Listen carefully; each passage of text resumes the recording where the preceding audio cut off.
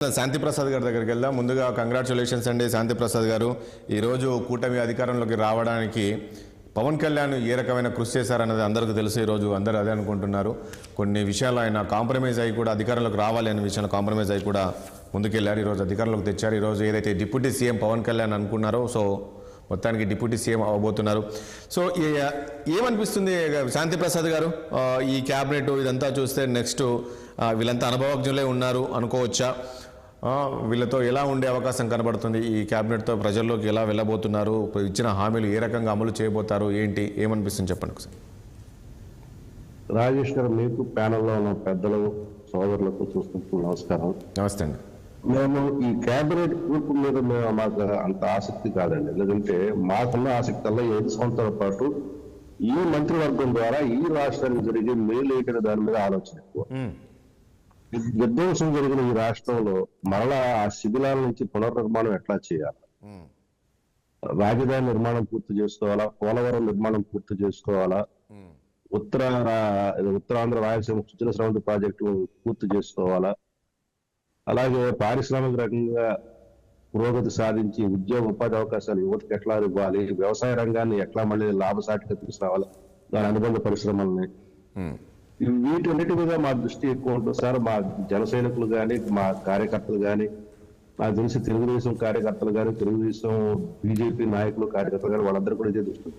కాబట్టి ఇక్కడ కూర్పు ఎలా ఉంటుందనే దానికన్నా కూడా ఈ వచ్చిన వారి ద్వారా రేపు రాబోయే 5 సంవత్సరాల్లో ప్రభుత్వం ఏ రకంగా చేయబోతున్న దాని మీద ఆలోచన ఎక్కువ. మేము క్వాలిటీ నమ్ముతాం కానీ క్వాంటిటీని నమ్మమంటే బేసికల్ గా జన పార్టీ తరఫున.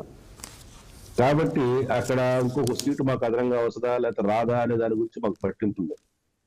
మాకు పవన్ కళ్యాణ్ గారు ఉంటే చాలు, మిగతా అంతా ఆయన చూసుకుంటాడనే మాకు నమ్మకం. ఆయన మాకు శిరోధారి. ఆయన ఉన్నంత వరకు మాకు ఉన్నంత భరోసా, భద్రత, నమ్మకం ఎప్పుడూ ఉండదు. ఆయన ఉంటున్నాడు ఈ మంత్రివర్గంలో. కాబట్టి మాకు అంతకు మించిన మిగతా విషయాల మీద మేము పెద్ద. శాంతి ప్రసాద్ గారు, ఒక్క విషయం చెప్పండి నాకు. ఇప్పుడు సరే పవన్ కళ్యాణ్ డిప్యూటీ సీఎం అవుతూ ఉన్నారు.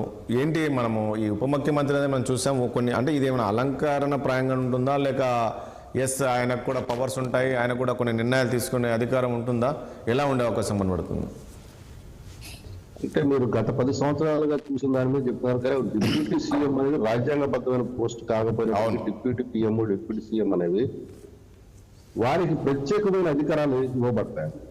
ఇది ముఖ్యమంత్రి ద్వారా ఆ ప్రత్యేకమైన అధికారాల ద్వారా వారు పాలన సాగిస్తూ ఉంటారు.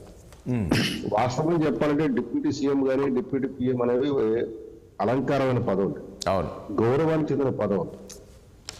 ఇక్కడ ఆ యొక్క నామిక్లేచర్ కాదు మాకు ప్రధానం.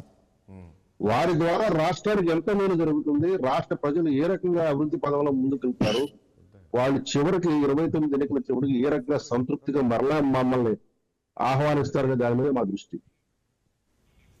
ఓకే శాంతి ప్రసాద్ గారు, కాబట్టి ఈ కూర్పు మీద మాకు పెద్ద ప్రత్యేక ఆసక్తి లేదు. వాస్తవంగా ఎవరు ఉంటారు కదా మీద మేము వెండి తెర మీద చూడాలనుకుంటున్నాం కానీ పత్రికల్లో కానీ మీడియాలో కానీ వచ్చే వార్త బేస్ చేసుకుని మేము పెద్ద ఆసక్తి చూపట్లేదు. మాకు పవన్ కళ్యాణ్ గారు ఉన్నారు, అదొకటి చాలు మాకు. రైట్.